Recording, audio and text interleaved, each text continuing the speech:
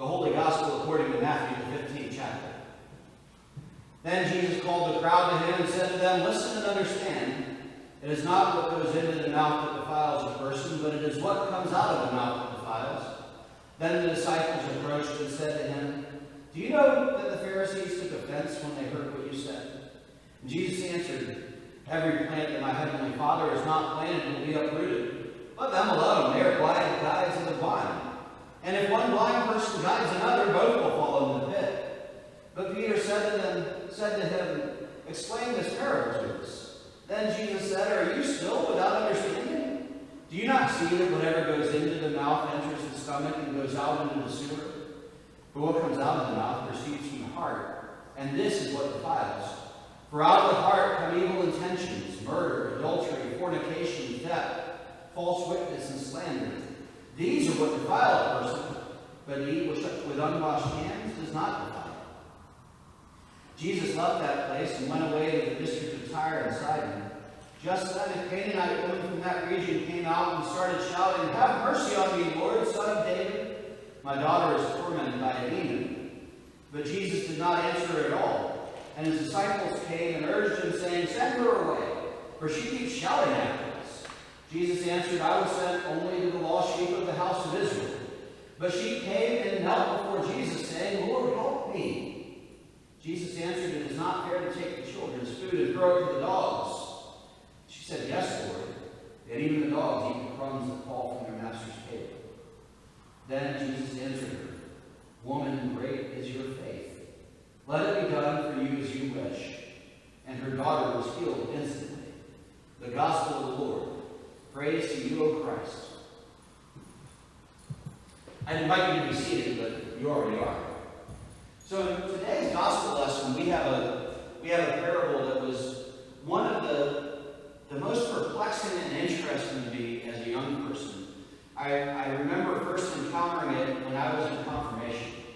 And the thing that made it so perplexing and interesting to me is that the Jewish people among whom Jesus grew up, they had all these laws. They had ritual laws for hand washing and cleanliness. And let's be honest, during the time of COVID, this actually makes a lot of sense.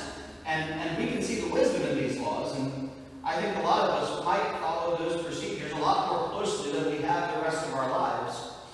But, they also took these physical actions and they transformed them into things that were not just physical prevention, but also religious tasks. And I think that when I first encountered this, my thought was, well, this means that we have to recognize things for what they are. There are some things that are physical, and there are some things that are spiritual.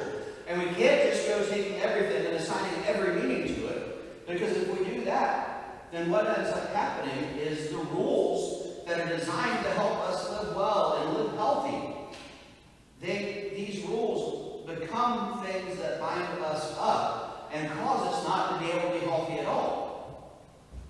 Well, that's partly true. I came to realize later that what Jesus did wasn't say that these laws are bad. Jesus just said that they don't necessarily have the effect that we think they have. And it's not that there is physical and there is spiritual, and the two things shouldn't ever meet. Jesus never says this. What he says is that what we eat isn't what defiles us. What we eat isn't what makes us spiritually unclean or spiritually impure. Eating bacon, which I love, even though pork was taboo among these people, isn't what makes me impure. But it's the things that I say while I'm driving that come from my heart that contain my evil intentions toward that jerk who just cut me off in traffic. Those things that I say to the people who just hurt my feelings, that I intend for harm, those are the things that come from my heart. And I think part of what Jesus is saying in this, by what a person puts into their body doesn't defile them, but what comes out of their mouth, is that we don't need to put anything else inside of us to defile ourselves, because the thing that brings us into those spaces of doubt and sin and shame and pain reside within us already, and it doesn't need any help to get there. And I think about this right now as we continue to hear people fighting over COVID, particularly in the place where I come from in the South. And I hear about people who still say, well, there's not really any real problem. This is all just a hoax. And I have to think, and maybe I'm being naive, that there might be a part of it that really wants for this to be a hoax because the reality of it is scary. But there must be a part in them that recognizes the reality of the situation, because the bulk of them put masks on too. And while we may have trouble trusting anybody sometimes, we at some time have to choose to trust somebody, both for our own safety and for the safety of those around us.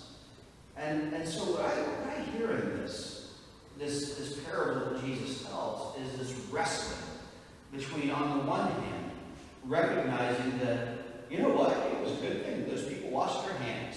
I am in favor of hand washing.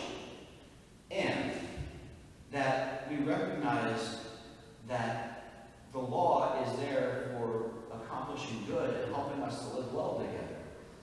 And the law isn't there as simply a means to punish. And that's where we get in trouble.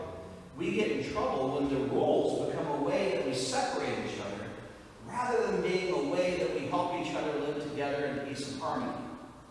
And when the law becomes something that's used to tear one group of people down and lift the other group of people up, that is not a problem with the law defiling us, or what we eat defiling us, or washing our hands or not washing our hands defiling us. It's evidence of the evil intentions and the sin and licentiousness and all the other things that Jesus names here already residing within us. And it demonstrates the power of sin over us. Now, I have friends who are biblical scholars who argue with me over this interpretation.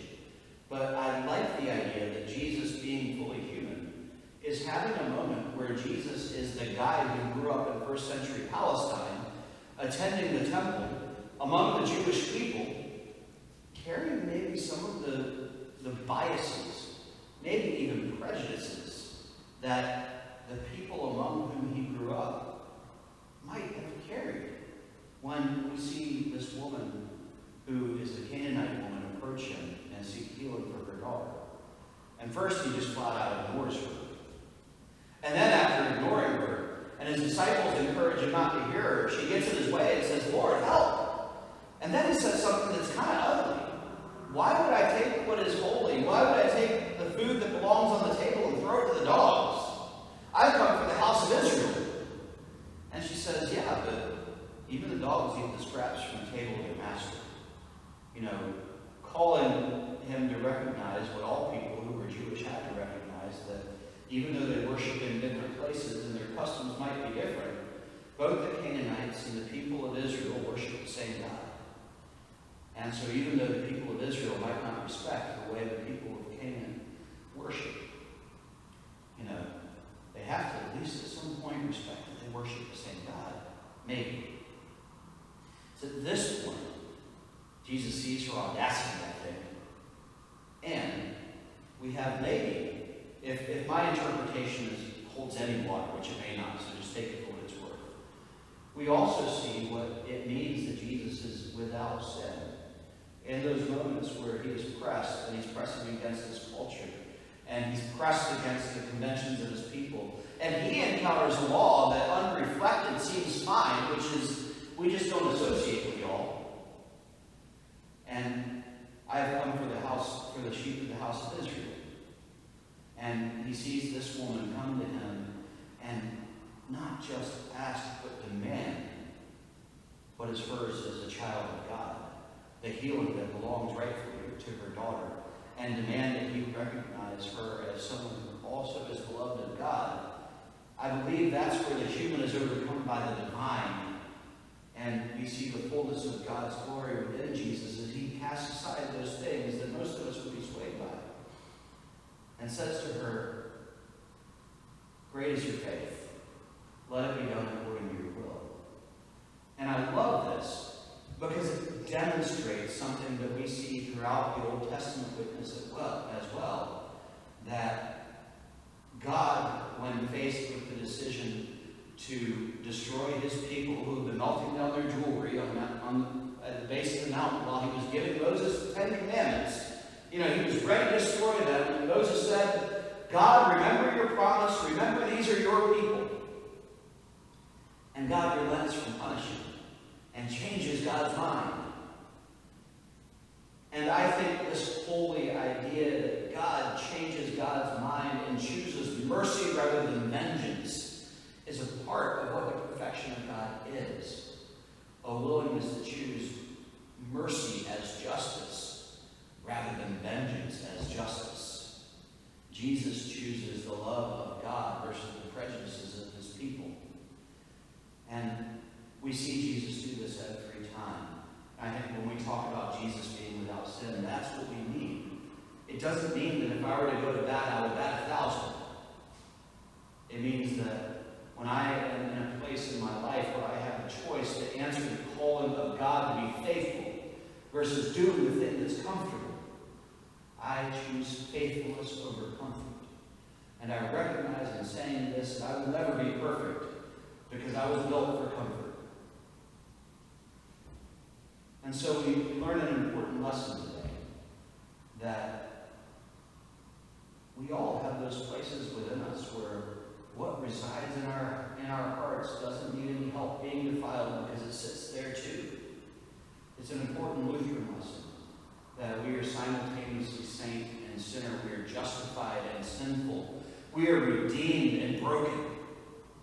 And in the same way that the Spirit of God resides within Jesus, although Jesus has the advantage of being fully human and fully God, that the spark of the divine Spirit of God resides within our hearts through the waters of baptism. So while we may not be perfect, we have the opportunity to answer a call for repentance, so that when we do answer somebody by asking, why should I throw what's holy to dogs?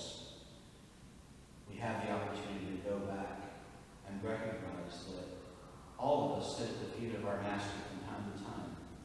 And all of us have the privilege of sitting at the table from time to time. And that both positions get the things that God is offering. So this week, think about the ways that you recognize God's love and presence. Think about the ways that sometimes you've used the love and the promise and the presence and the redemption of God to separate yourselves from those people. And think of the ways in which you have experienced a radical inclusion that you didn't deserve, and the way that might have changed your life and your perception, your perspective. Maybe because you were persistent like the Canaanite woman. Maybe simply